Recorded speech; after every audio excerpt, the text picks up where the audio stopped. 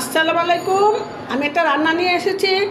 এখানে কার্পু মাছ দিয়ে মিষ্টি কুমড়া দিয়ে রান্না। এখানে মিষ্টি কুমড়া, ধনিয়া পাতা, কাঁচামরিচ, এখানে সব মরিচের গুঁড়া, এখানে রসুন, আদা, পেঁয়াজ, দুই একটা মরিচ, এখানে লবণ। এখন আমি একটু হলুদ দিয়ে মাখাবো।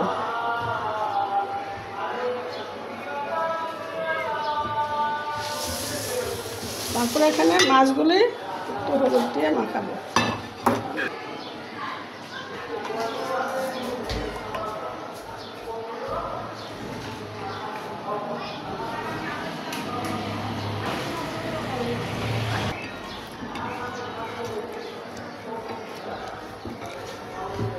এগুলি ভেজে নেব, মাছগুলো ভাজবো, এই মিষ্টি কুমড়াগুলো ভাজবো।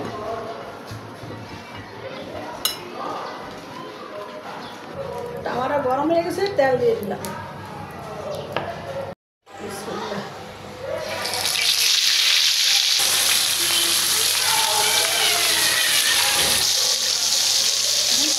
এগুলো দিয়ে দিই। আমি মনে হচ্ছে লেগে যাবে, এই জন্য দুটা দুটা করে দিচ্ছি, এখন লাগে না।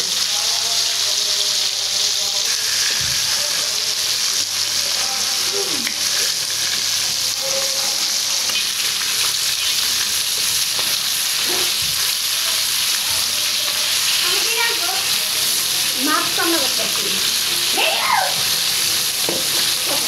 মাছটা ভাজি হয়ে গেছে, তুলে দেবো। মিষ্টি করে বের করবো।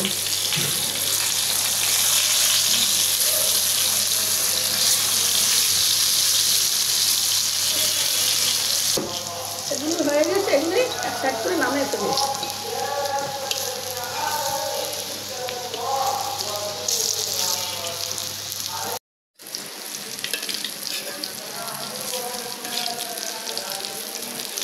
তরকারিটা বসে দিন, কড়াইটা গরম হয়ে গেছে, তেল দিয়ে দিলাম।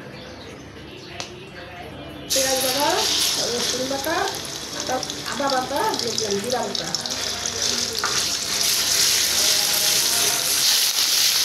বাটিটা দিয়ে একটু পানি দিয়ে দিলাম।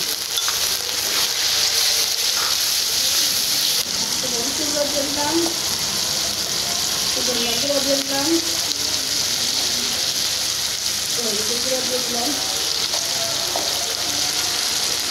লবণ দিয়ে দিলাম।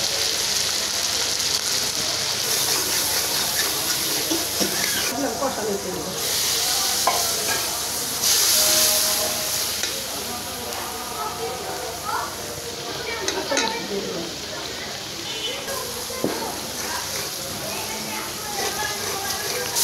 ভালো করে কষিয়ে নেব।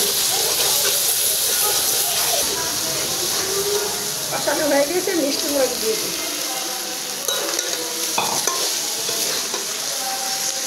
এভাবে বড় বড় মাছ দিয়ে রান্না করবেন, খুবই ভালো লাগবে। বোয়াল মাছ, বড় বড় কাতলা মাছ, এভাবে বড় বড় মাছ দিয়ে রান্না করলে খুবই ভালো লাগে। কিন্তু বেশি বড় মাছ না, এই জন্য এটা দিয়ে রান্না করতেছি। এইভাবে এটা খাওয়া যায় না।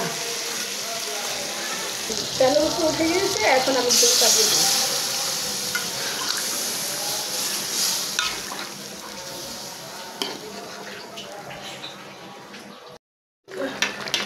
মাছটার মাথাগুলি দিয়ে দিলাম।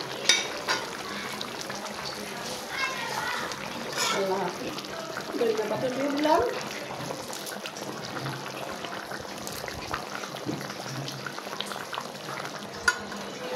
তরকারিটা হয়ে গেছে, নামিয়ে ফেলে। একটু দূর থাকলে ভালো, মিষ্টি কুমড়া তেল না যাবে।